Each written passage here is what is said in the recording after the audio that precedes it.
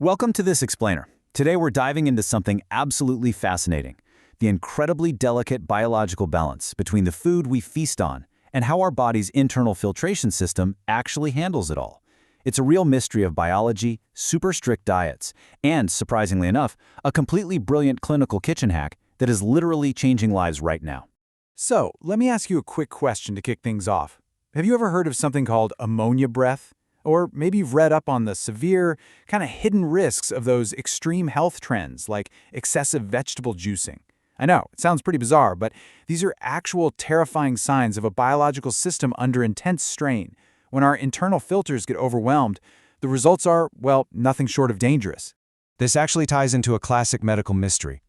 Early Arctic explorers, like Vilhjalmur Stephenson, stumbled upon a really terrifying phenomenon that they called rabbit starvation. They figured out that if a person survives solely on very lean meats, like rabbit, without enough fat or carbs to balance the whole thing out, they don't just stay hungry, they actually develop protein toxicity. Their bodies literally poison themselves trying to process way too much lean protein. But why exactly does this happen? Let's look at our agenda for today to find out. First, we're covering the hidden dangers of protein. Second, when kidneys fail to filter. Third, the kidney diet struggle. Fourth, a new cooking breakthrough. And fifth, treatment and life ahead. Let's jump right in. Section 1. The hidden dangers of protein. Think about a car engine for a second. It burns fuel to run, right? But in doing so, it creates exhaust. Well, our bodies do the exact same thing. Protein is absolutely essential for life. We need it to build muscle, repair tissue, the whole shebang. But its metabolism produces a heavy load of nitrogenous exhaust, or waste. When our body breaks down that piece of chicken or steak, it creates byproducts like urea, uric acid, ammonia, and creatinine.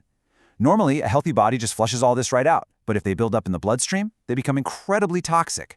And that builds into a serious health crisis, all thanks to four main metabolic villains. First up, urea. If urea builds up, it leads to uremia, which causes severe nausea, fatigue, and even comas. Then there's ammonia. Ammonia is particularly nasty. If it isn't cleared out fast, it can cause encephalopathy and really dangerous brain swelling. Uric acid? That one literally crystallizes in your joints and causes an intensely painful condition you've probably heard of called gout. Finally, creatinine is a major indicator of renal strain. If these four aren't properly filtered, they absolutely wreak havoc on the human body. Section 2. When kidneys fail to filter. So what actually happens when our body's high-tech filtration plant, our kidneys, starts to break down? Well, these toxins start inflicting severe daily damage. We are talking about unexplained vomiting, a total loss of appetite, and crippling fatigue. And then there's that ammonia-scented breath we mentioned earlier. It's a literal sign of metabolic waste just trying to escape the body any way it can. When ammonia crosses the blood-brain barrier, a condition known as hyperammonia, the patient experiences severe neurological issues, confusion, seizures, delirium. It is a terrifying, cascading failure of the body's systems. And this brings us right to the heart of the whole dietary problem. See, a healthy person can generally eat a high-protein diet without experiencing any protein toxicity. Their kidneys just adapt, work a little bit harder, and excrete the extra waste to keep things balanced. But for someone with declining kidney function, it's a completely different story. Excessive animal protein forces already damaged kidneys into total overdrive, a process called hyperfiltration. This extreme strain actually accelerates chronic kidney disease, or CKD. It's literally like forcing an engine that's already failing to run at absolute top speed. Moving on to Section 3, the kidney diet struggle. Managing CKD isn't just about taking medication, right? It requires an incredibly restrictive, mathematically precise, and frankly, emotionally exhausting daily diet. It completely flips our understanding of healthy eating upside down. To avoid toxicity, patients must strictly limit their protein intake. But that's not all. They also have to obsessively monitor phosphorus and sodium and heavily restrict potassium. Because potassium is found in almost everything, universally praised quote-unquote healthy foods like bananas, broccoli, and salmon suddenly become highly dangerous obstacles. Everyday eating turns into a really stressful calculation. Now, because potassium is so widespread in fresh fruits and veggies, patients have historically had to remove it manually before they can even sit down for a meal. For decades, patients were told they needed to do an exhausting 24-hour continuous soak of their vegetables, followed by this incredibly tedious double boiling process. Imagine having to do that every single day just to eat a side of broccoli. No way, right? Well, thankfully, there is a much better way. A recent clinical breakthrough from Hospital Clinic Barcelona promises to save hours of prep time and vastly improve quality of life. Which brings us to Section 4, a new cooking breakthrough.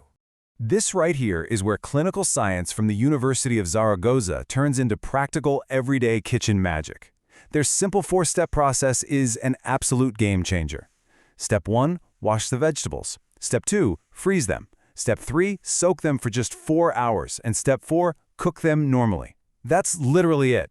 The researchers found that freezing the veggies actually helps break down the cellular walls, so the potassium leaches out way faster during a much shorter soak.